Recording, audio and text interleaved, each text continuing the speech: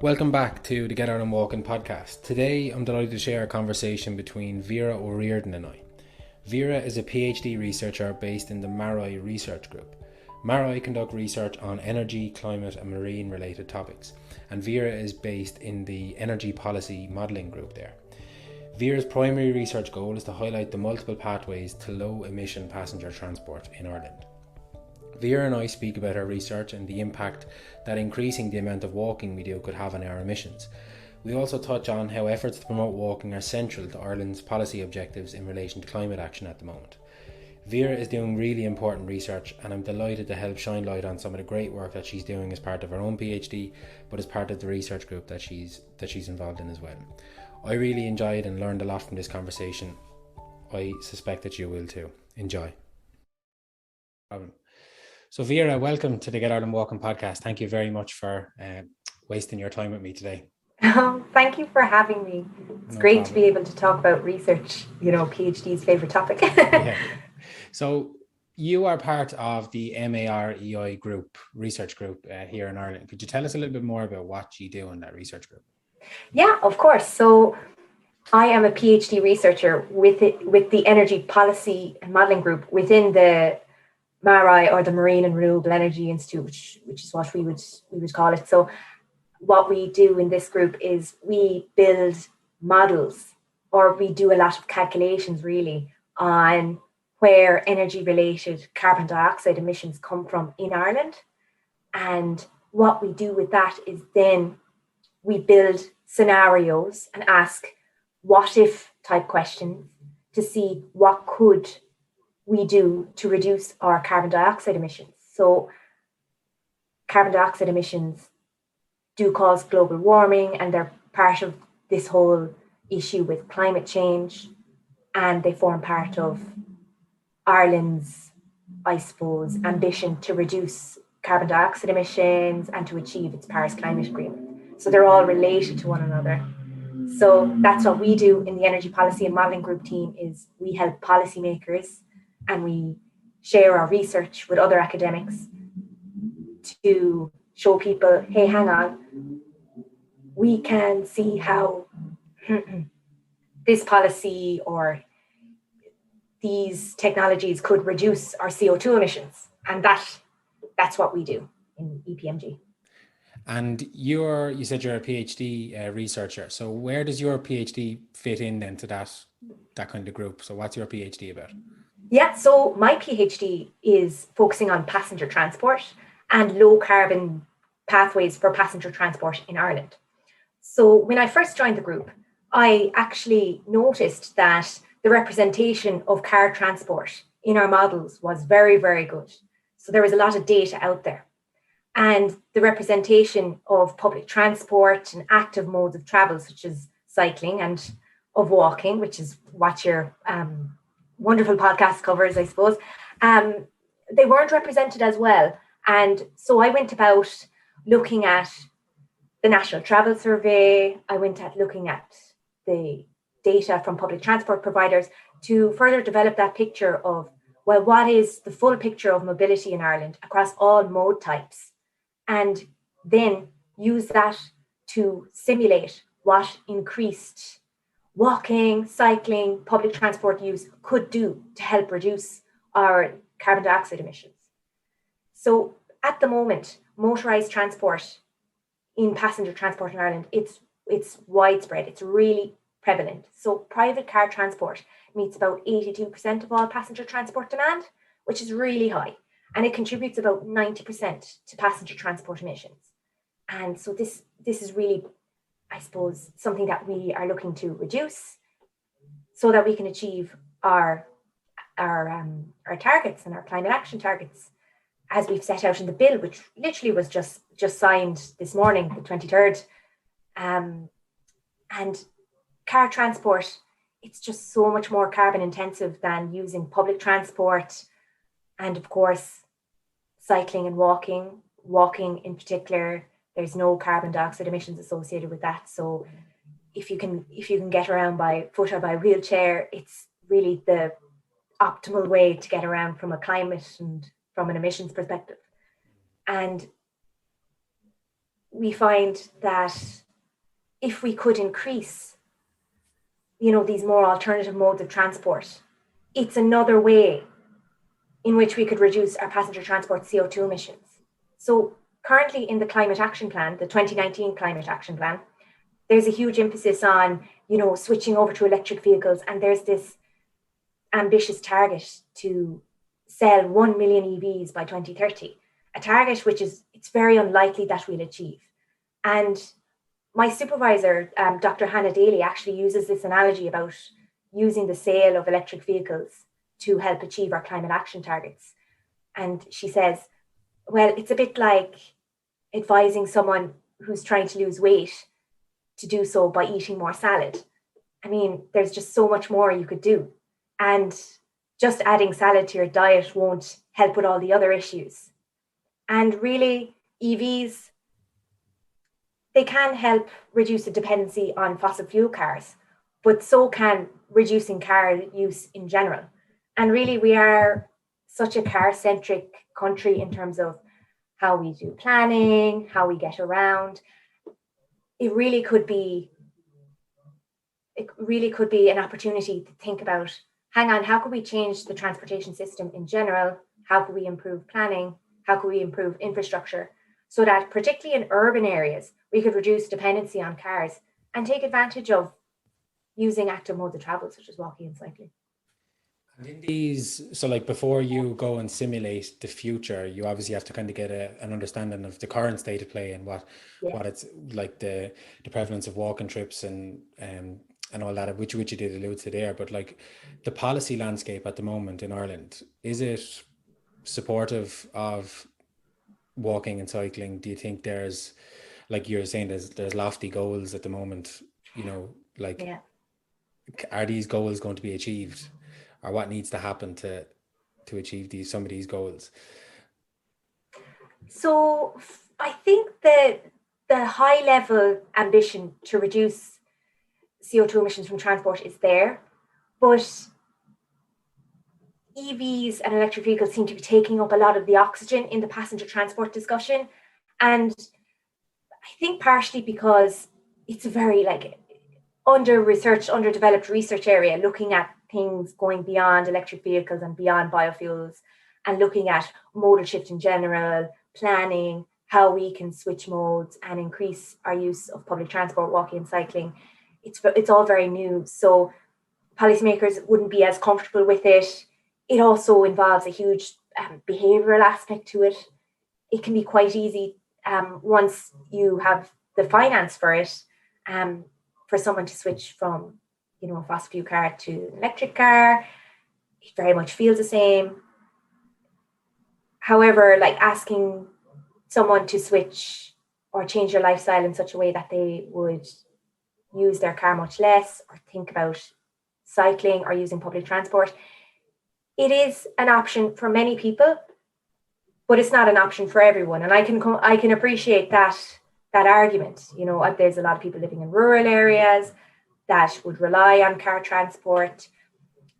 But the prevalence of car transport in urban areas it's still, there's a huge opportunity there, given the density of these urban areas. Like, we do have 60% of people in Ireland, more than that even, and growing, living in urban areas. And we really need to start asking the question, well, how can we make our urban spaces better planned in terms of cycling infrastructure and walking infrastructure to get people out of their cars, and to get people using the public transport and using the walking infrastructure between them, and being able to reduce their carbon footprint from transport. Because there was a really interesting study done by researchers in Oxford recently on 7 European cities. So this research on the 7 European cities found that people who used active modes of travel and public transport in their urban areas reduced their carbon footprint by about 25%, and that's overall. So one of my supervisors, Professor Brian O'Gallagher, really does, again, kind of summarize Ireland's carbon footprint issue by saying, look, with us, it's cows and cars are the main issue. So really thinking about how we can change agriculture, of course, comes into it in a big way, but also changing how we use our cars can go an awful long way to help reduce our greenhouse gas emissions, because passenger transport overall represents 10% of all greenhouse gas emissions. So that includes agriculture, that includes residential, commercial, everything. So 10% is a huge, huge, huge amount. And that all boils down to car use. So if you're serious about reducing your carbon footprint, then maybe think about how you get around. And for many people living in urban areas, walking and cycling and using walking infrastructure and cycling infrastructure can be a real option. But improving that infrastructure is so important for buggy users, for wheelchair users, for people who find it physically hard to walk or cycle, and just make it safer for everyone and for children as well. And that can have a bonus effect of improved health, but also there's this significant carbon and dioxide emission reduction aspect to it too. Yeah, and I suppose that's one thing as well. Like, there's no point in disincentivizing car use when there's no realistic opportunity or realistic alternatives for people, And I think, like, with COVID-19 in particular, we've just become hyper aware of the walkability, the cyclability of our neighborhoods and of our localities, and there's a real opportunity now, I think, to make those temporary measures a little bit more permanent. The pop-up cycle lanes, the public realm improvements, and as you said, they have co-benefits then on top of that: increased physical activity, health, social well-being, and the list goes on. Yeah, I agree completely. And unfortunately, it does a lot of improving pedestrian and cycling infrastructure. It actually involves perhaps making it a little bit harder for motorists to get around. And, that can cause a lot of issues at a local level as well. And it can be extremely challenging for local councillors and to introduce these changes. And there's a huge conflict there between, well, what do residents really want? They want, reduced noise. They want the streets safe for children, but they also want to be able to get around easily by car and not have car tolling fines or difficulty parking. So there's a lot of conflicting needs and wants of people, and the sort of trade-offs that we need to make. It is a very difficult decision. We have been set up in a way where, particularly like for the urban and suburban areas, like it is a very car-centric culture. We've kind of locked in now to car use, and this has just been creating so many planning problems and in general issues with how we have organized ourselves in our living spaces. And it can be really, really difficult to implement that change. One thing that has been done in the UK has been the introduction of low traffic neighborhoods. So these LTNs, they reduce car passenger transport through residential areas, and in turn it actually makes it safer for pedestrians and for cyclists. And actually a report literally just released today did point out that in the areas where low traffic neighborhoods, which have been controversial and have faced a lot of opposition as well from residents, so you have to appreciate, that significant changes to transport routes and restricting car use, it can attract a lot of heat and criticism. It's not an easy choice, but it has brought about significant gains in safety for pedestrians and for other car users in particular, and with modest improvements as well for cyclists. So often it does come down to, well, if you make it very easy to get around by car, there's this concept which has been proven and well researched on induced demand. So it's sort of build and they will come. So if you make it very easy to get around by car, to park your car, then people are going to say, hang on, I'm really incentivized to use my car. So there is a gentle, like you as well, that oh, we need to incentivize walking and cycling. A lot of incentivizing walking and cycling has got to do with disincentivizing motorized travel, because if you reduce parking space, you've more room for cycle lanes, you've more room for improving footpaths. If you introduce one-way traffic lanes, it's hard to drive, but you can put in your extra cycle lane and you can add in your barriers. We have found, there is research out there, that segregated cycle lanes can increase cycling use quite a bit. So there's sort of this bonus effect of, you know, people traveling up to 20% further if the cycle lane is segregated. It's just a more comfortable cycle ride, and that is reflected in the behavior of cyclists. And another significant game changer I find that is not mentioned nearly enough is the potential of e-bikes to completely transform how we travel. So I'm from Cork myself, and one of the arguments against cycle use is, hang on, Cork's just far too hilly for this sort of thing. And what e-bikes have the potential to do is sort of turn that on its head and say, well, we're really reducing the physical struggle in cycling. I find myself, I'm a cyclist myself, and I can find it quite tough to cycle on a mechanical bike. And e-bikes just really make it so easy, and it can really help extend the possibility for cycling for people who aren't maybe very physically active, for older people especially as well, or for people who just want to get their feet wet with a bit of cycling. And it can really overcome that hill issue. I suppose there is kind of almost an answer for everything, isn't there? Like if we talk about promoting walking and cycling, the weather is brought up, the hills are brought up.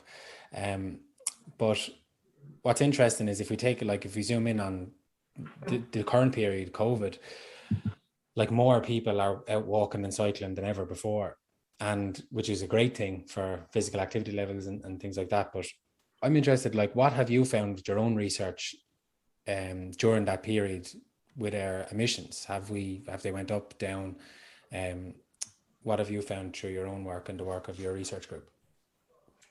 Yeah, so we estimated what has happened with the travel restrictions during the COVID-19 pandemic. So for 2020, and we've estimated as well for 2021, that due to the travel restrictions, some of which were very restricting, and we expect it's more of an aberration than a long-term trend for sure. But it did bring about particularly that reduced passenger transport travel by car. We do expect that there's about a 3.7 megatons of CO2 emissions reduction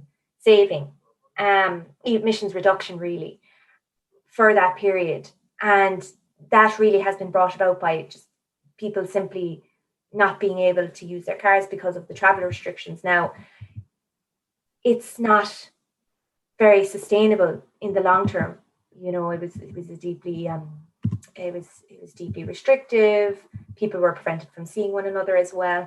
But it is illustrative of the sort of scale of the challenge, because that 3.7 megatons of CO2 reduction, we're expected to do that in the space of 1 year by 2030. So what I mean by that, I'll qualify that because it might be a bit hard to follow. So in 2030, we aim to have our passenger transport emissions, assuming that passenger transport takes its equal share of CO2 emissions by that sector. So that's an assumption I'm making there now. It might have to take more, it might have to take less. But a 51% reduction means a reduction of about maybe like 3 to 4 megatons of CO2. So currently, passenger transport in Ireland, it's about 6 to 7 megatons of CO2. So to get that 51% reduction, we're talking about 3 to 4%, or about 3.5 megatons of CO2 reduction, which is actually what we got over the 2 years of the COVID-19 pandemic. And you saw how dramatic that was. So, and like, that's due to like a health risk. And it was deeply distressing for many people. Like that sort of thing isn't a sustainable long-term strategy. So we're going to have to think about, okay, so how can we engage with remote work to get people out of cars, and then then they go for their walk or their cycle on their lunch break to relax while they're at home. Or how do we get people in urban areas to think about, hang on now, I will walk to the bus stop and then I'll hop on the bus and then I'll walk to my workplace. Or how can we get kids to think about walking and cycling to school? How can we make sure that parents feel confident that their children will be safe walking and cycling to school? Perhaps they could accompany them. Maybe flexible work times or remote work would allow parents to accompany them. And really the scale of that challenge, we did find from our research, we did a study there which we shared with RTE last year, that if journeys under 6 kilometers, if half of them, just half of them, were done by walking and cycling, we could reduce passenger transport CO2 emissions by about 4%. So that could help us on the way to our 51% target. If we hit that 51% target, what will me and you notice differently about the world we live in? Will we be able to notice the air being cleaner? Will we be able to notice these things, or is that still too small of an increase to notice anything? No, it'll be very different. You'd really have to throw the kitchen sink at this. And that's one thing that is dawning, I think, on policymakers in this area. It's 51% signed into law this morning. And the seriousness of it, passenger transport CO2 emissions. So passenger transport CO2 emissions have been growing. So we have to not only reduce our CO2 emissions, but actually from passenger transport, but actually reduce the growth in passenger transport CO2 emissions. So that's like even more work. It's really like reversing the tide of a wave that seems to be growing and growing and growing. And you would notice immediately, in my view, that it would not only be pretty much far more electric vehicles on the road, that would be much quieter, but actually that there'd be much less car use, and that there would be more public transport in urban areas, a lot more cycling, a lot more walking. The feel of urban areas in particular would be very different. And then you'd have in your rural areas, then because of that approach in urban areas, then you could concentrate on, rural areas, we'll help them with EV adoption. Because there is actually, with the electric vehicle grants at the moment, they seem to be disproportionately benefiting early technology adapters and higher incomes. And a lot of these live in affluent urban areas. And that really, ideally, from a policy point of view, that should not be the people we're targeting. We should be targeting people in rural areas who have no choice but to use a car to get from A to B. And they should be the ones that are getting the electric vehicles. And people living in urban areas should be considering using the e-bikes, using the bikes, using the public transport in their area to get around, and leave the car, electric or not, at home. Because even if you do have an electric vehicle, like this, traffic is still a problem. Noise is still a problem. If you're driving around, you're making it less safe for cyclists and for pedestrians. And that's just, a fact of life. Like, driving is an extremely dangerous activity. And I think we often underestimate it. We went through massive lengths over the past 2 years nearly to prevent loss of life with COVID by introducing, restrictions and making sure everyone stayed safe and not seeing loved ones. Yet the idea of reducing car use to save lives really hasn't come up in conversation. It really has been more about, use these seat belts, oh, if you're a pedestrian, you need to wear high vis and check twice across the road. Well, what about saying plain and simple, well, have you ever considered an alternative mode of transport than a car? Cars have been increasing in size and in weight. Sometimes it can be a 1 ton, 2 ton piece of machinery. And I think approaching car use from that aspect can really illuminate how you view passenger transport and how we meet people's needs, and think more broadly than just improving and electrifying cars to hang on, how can we make transport more just, more fair and more sustainable for everyone, not just car users. Like you're saying that we can't just be focusing on reducing car use, or we can't just be focusing on increasing walking and cycling. We actually have to be doing the flip side, reducing car use. Are car sales in Ireland going up? Is this going on in the background? Are we increasing the amount of cars we buy, or do you know the figures on that? Yeah, so actually the amount of cars we buy, they generally are kind of stagnating at about maybe like 100,000 a year, maybe just over it. And they've been kind of around that amount. They went down obviously during the recession. They were increasing during the Celtic Tiger, and they have rebounded since the recession. So they're generally around that 100,000 mark. So even if, and about half of those are imports. So we are importing a lot of cars at the moment. And, that's actually a significant problem for even our EV target of, 800,000, nearly 1 million EVs by 2030. You nearly have to have 100% EV sales. And that's not going to happen because we're importing a lot of second hands at the moment too. And that's just, I suppose more so rather than it being detailed research, that's just a view from the ground. And I suppose in the background, there is this growing emergence of car sharing and renting cars, which I think is really fascinating. And it's really kind of an emerging phenomena that is quite hard to model. It's quite difficult to research right now because the story is still unfolding. We don't know how that's going to affect car sales and car ownership and even car use. So one of the biggest predictors as well, there's a multiple dynamics happening. One of the biggest predictors of car ownership as well can be having children. So then you have this other aspect of, well, how are people actually living their lives? Are they having children? And there's this other big question about, well, are people delaying all those steps or just simply deciding not to have children? And then does that affect then in some sort of feedback way, whether or not they own cars, whether or not they live in suburban versus urban areas?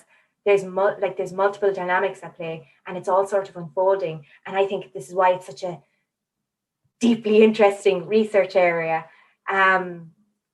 because even just knowing about car sharing, sometimes car ownership has become quite expensive with insurance, with tax, and even with just purchasing the car in the first place. That with these new car sharing options, I had a friend who calculated it. You could rent those Go cars or rent those car sharing tools for about maybe like 90 days of the year for the same cost of owning a car full time. So if you're someone who only needs to use a car a couple of times a year, it's a very viable and affordable option. And then you could do all your walking, cycling, and public transport in the meantime. So I think car sharing is part and piece of the solution. Yeah. And when you are doing your modeling work, like, have you tested out multiple different scenarios? You were speaking about a study there, like, have you looked at what if we increase by X%, or what if we increase our number of walking trips and cycling trips by 100,000 per day? Or like, how many potential scenarios did you test in that study that you just referred to a couple of minutes ago? Yeah, so the study is ongoing really at the moment. So what scenarios we have shared with the Department of Climate Action as well, is we've looked at what would increase cycling infrastructure, what would cycling accounting for 10% of trips with typical cycling length be like. So we often use the Netherlands as sort of like a best in class example, and compared to Ireland currently only 1% of our passenger transport demand is met by walking and cycling. In the Netherlands, it's 10%. Wow. Yeah. And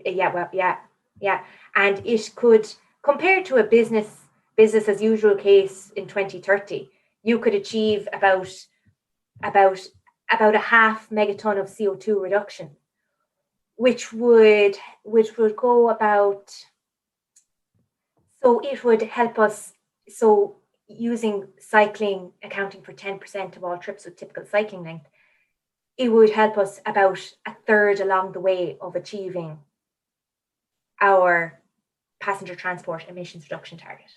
Okay. Yeah, like the Netherlands is a good example. Like, obviously, just it's incredible over there. Like the how easy it is to get around by bike and walk and whatever. But it's a good kind of thing to highlight as well, that the weather and the climate is quite similar, isn't it, to Ireland? Yeah, and I suppose another counter argument I get from this, so I'd be involved in a lot of discussions about cycling because I'm trying to, show, okay, hang on, this works in the models, right? But then you'd get, again, this point of view where, wait, hang on a second, Netherlands is very flat. It's very flat, so it's easy to cycle, which is absolutely 100% a valid point. So this is where that point of view of, well, what about electric bikes? Because that can overcome that hilly issue that I mentioned earlier about, in Cork City, and it's very hilly. How do we get around? So e-bikes can really be the counter to that.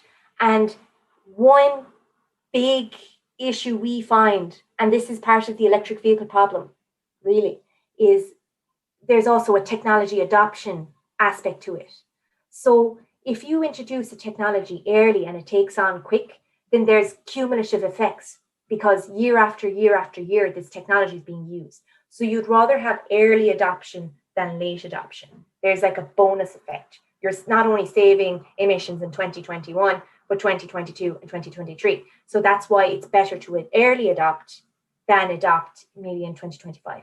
And one thing has been emerging about electric bikes, and now this would be not in Ireland, but this would be in China. So I suppose, again, there's a lot of very different like cultural and travel differences between the two countries. But e-bikes have been recorded as the fastest adoption of a new motorized form of transport ever. And it's becoming very popular very fast in certain countries. And in Ireland and across the world, actually, there's been this problem with electric vehicles where, oh no, we're not getting people to switch over to electric vehicles fast enough.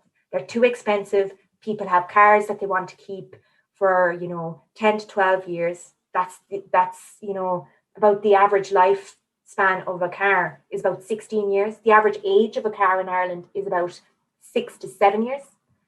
Whereas with bikes, the turnover, it's much faster and the initial cost is much lower. So then that can really help combat that issue of fast adoption. What's the public perception of climate action? Do you know? I am so sorry to say, but I really wouldn't know, actually. And perhaps there is a lot of awareness. I think it would be a fantastic question to look up and check out.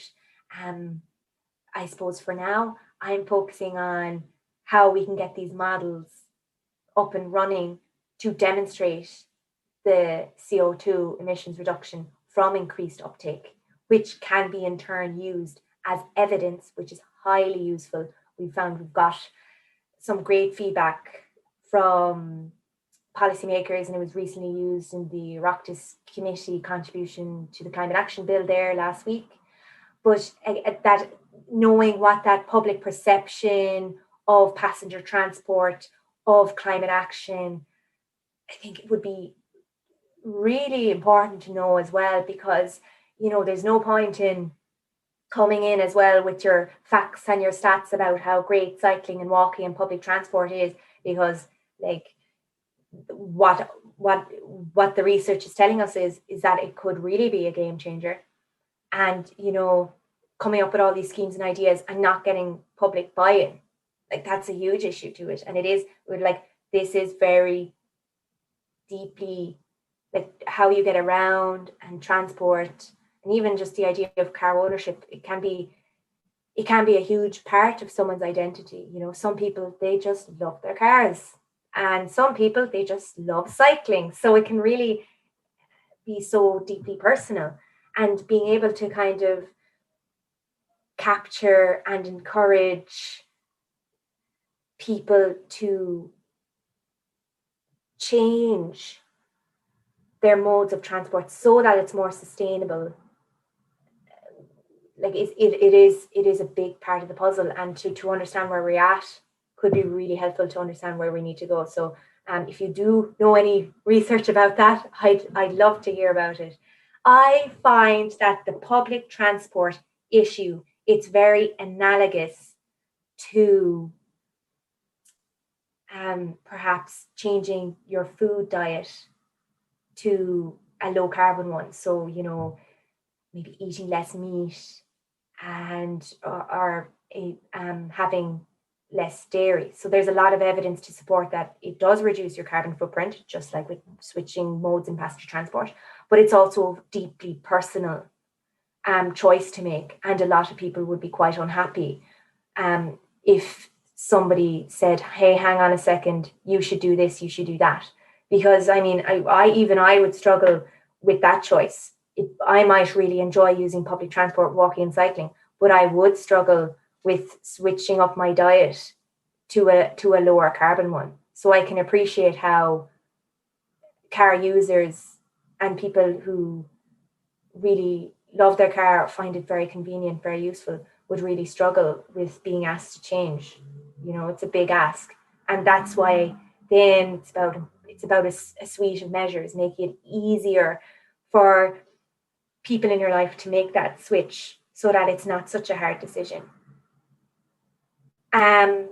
Do I think in general that people are well informed? I think there is a really strong centre of activism in some large urban areas, so in Cork and Dublin and in Galway in particular, where there are campaign groups looking to pedestrianise streets, looking to improve cycling infrastructure, and they are really passionate. They're amazing. I see them on Twitter all the time and I get great engagement from them, and they really have a strong grassroots campaign about, you know, getting kids to school safely.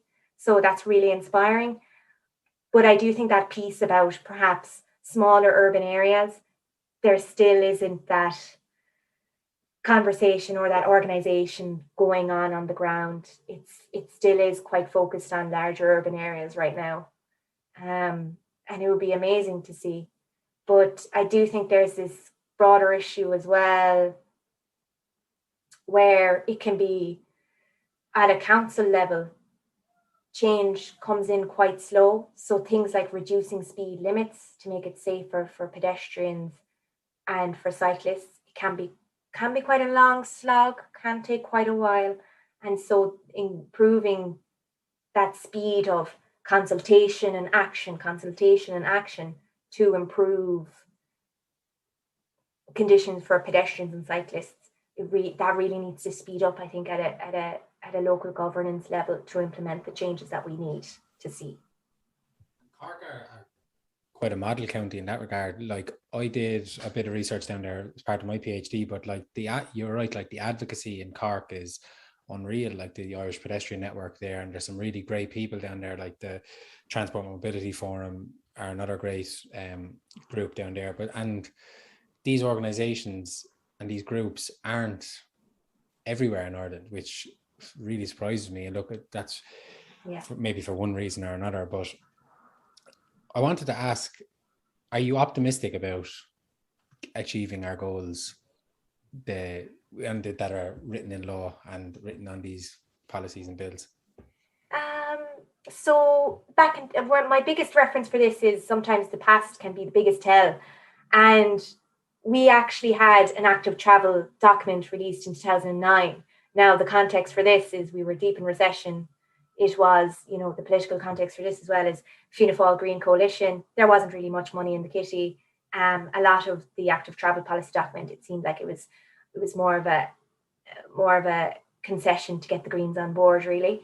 And there was a lot of lofty targets, some of which I've actually modelled incorporated into our model. I've used it as sort of a reference for some of our scenarios, and a lot of those targets haven't really been achieved. So there was a target of 450k trips by walking and cycling per day by 2020. That wasn't achieved. Back in 2009, or was it 2009? There was a newspaper clipping I was viewing where there was a target set of having 350,000 electric vehicles now this is obviously not in the area of active travel. This is going back to passenger transport in general. 350,000 electric vehicles on our road by 2020. That hasn't been realised. And yet we've gone back and made another target for 2030 this time of up to nearly a million EVs on our road. So it does seem a bit like we're kind of doing the same thing again. So I have to say, I wouldn't be optimistic about that aspect of it. But it's not really my job to be optimistic or pessimistic as well. And, I'm not one for making massive predictions of the future.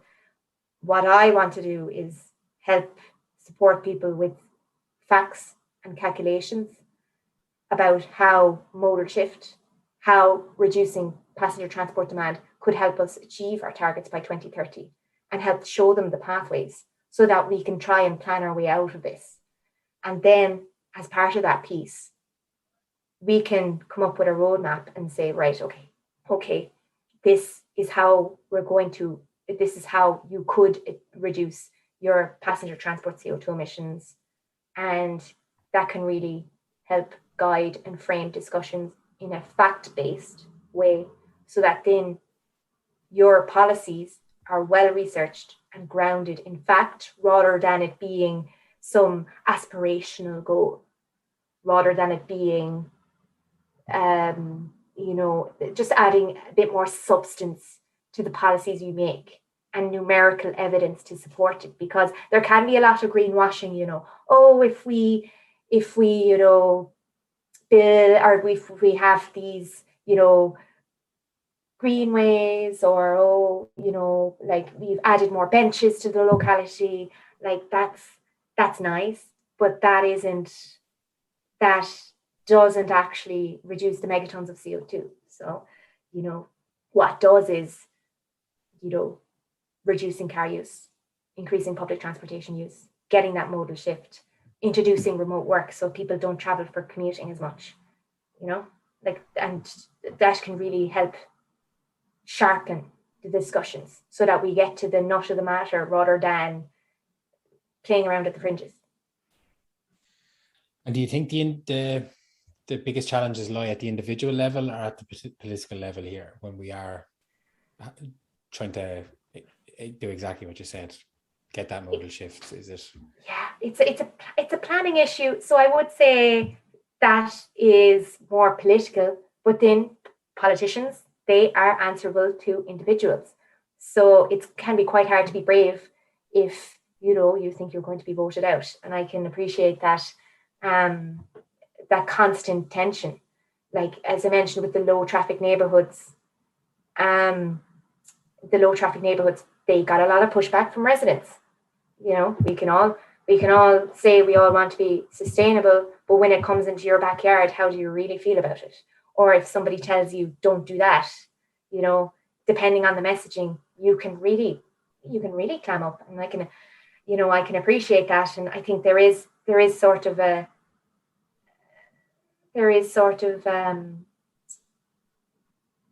there is sort of a simplification of, oh, like there are bad people and there are good people, when in fact I think it's going to be everyone, politicians, individuals, being forced to make very difficult decisions to achieve very difficult targets. And we have set ourselves up until now really to be a car-centric culture, and we're up against it. So you really have to just like push so hard to reverse it, to introduce a lot of changes to, you know, how cars travel through the town, changing the infrastructure of where people can park and ride, introducing new bus links. Like that is very time consuming. And sometimes the planning processes can be really, really slow. And then as well, you're going to get some pushback from like a handful of residents saying, no, we don't want a bike lane. You know, like even there's an example, it's a complete saga I'm going on in the news about a single cycle lane in Sandymount. And when you see like little things like that taking up so much oxygen, you can wonder, oh gosh, how are we going to introduce the radical change that we need in every town, in every city by 2030? And, you know, I think sometimes blaming something vague and nebulous like the system it lacks the nuance that systems are made up of little cell parts of which we are all, and we all form part of that system that we're sort of working our way through. So it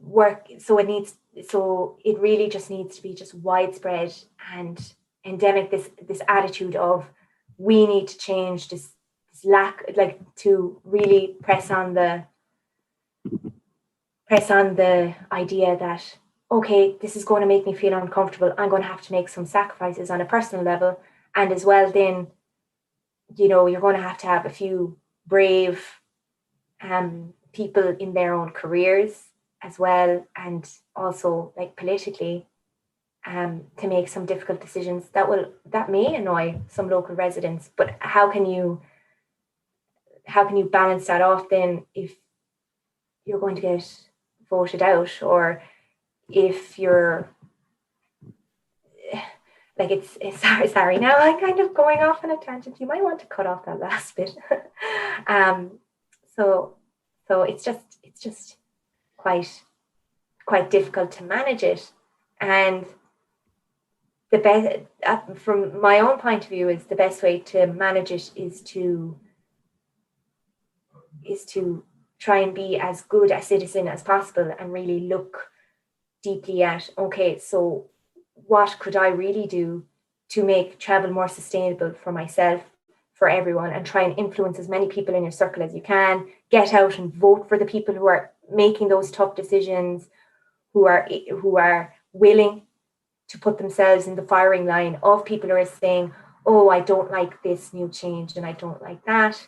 And then balance that as well with meeting people where they're at, because this is extremely tough for people to realize that they need to change their ways away from car transport, and we need to improve how we get around and think about how we live. Do we have any like gold standard examples? Well, I use gold standards in quotation marks now, like in Ireland. Is there a town or a city that you feel are on the right track? I think there are small examples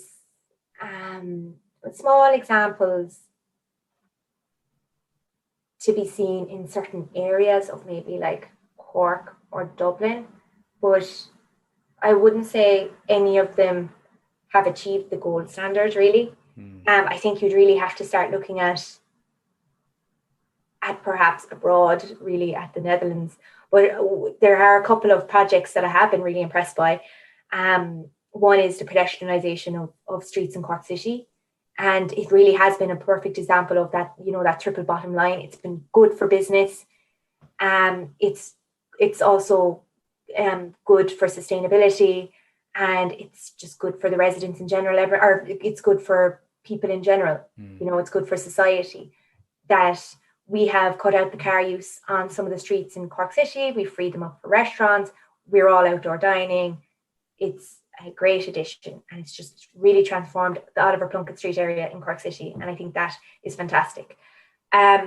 Another thing as well is I know Dublin Bus gets a lot of flack, but for what it does, it works.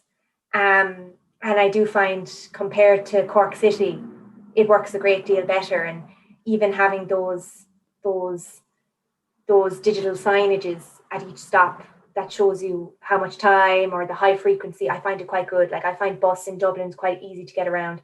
Cork has much improved. It has improved an awful lot in the past 2 years, and sometimes I think we can complain about public transport and services a lot, but when it does improve, I think, you got to give credit is where credit is due. Like the Journey Planner app is great, and I use it to get around, and I think there's flaws, but it's getting better. I think as well, I do think there has been an improvement in cycle lanes in Dublin City, but with Cork City as well, it's just far too unplanned, really. It's quite difficult to cycle through the city, and there's not a lot great of cohesion. But in general, like, if you reduce car use so much in cities anyway, then it's actually quite easy to cycle through. So I found Dublin during the pandemic, it was amazing to cycle through.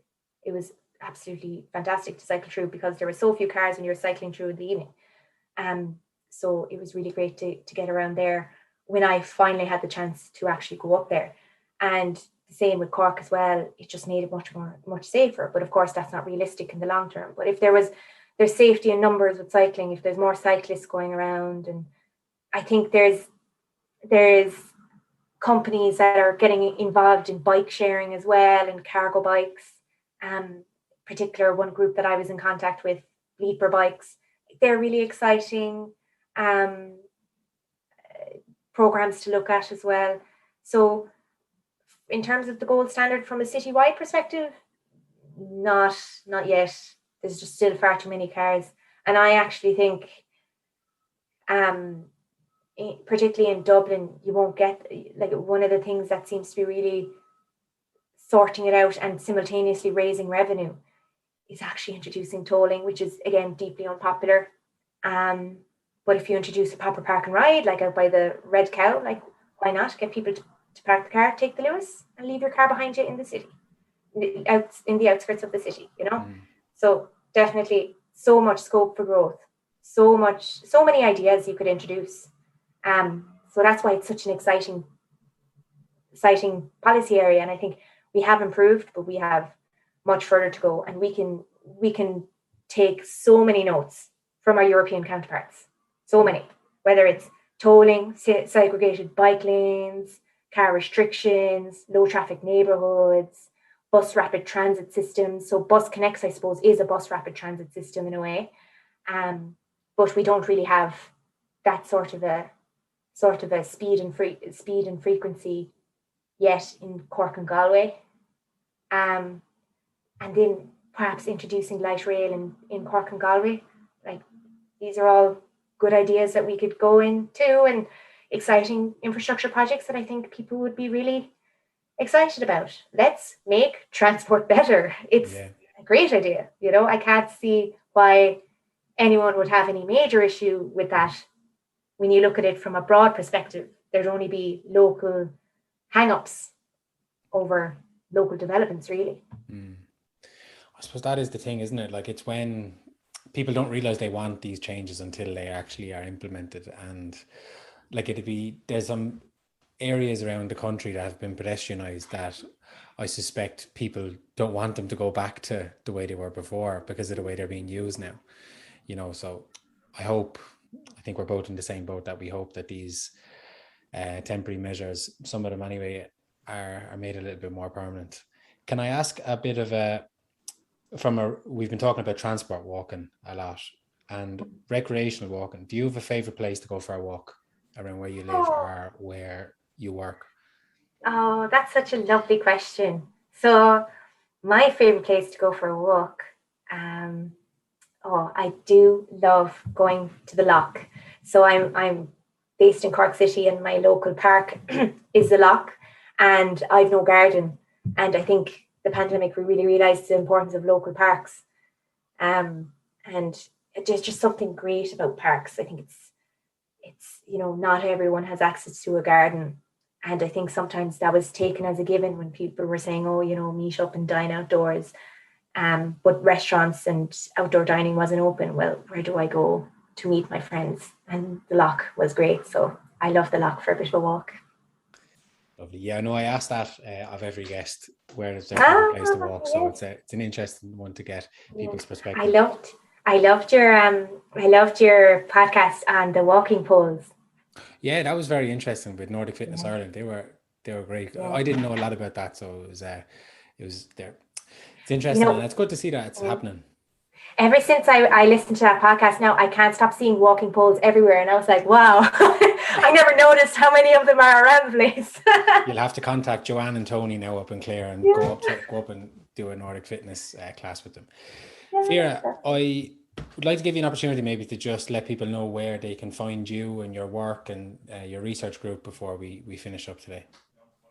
Yeah, of course. So, the project I'm on is called the Capacity Project, and the Capacity Project has its own website. So, if you Google pretty much MaREI, MaREI, Capacity Project, it should come up first thing on your Google search.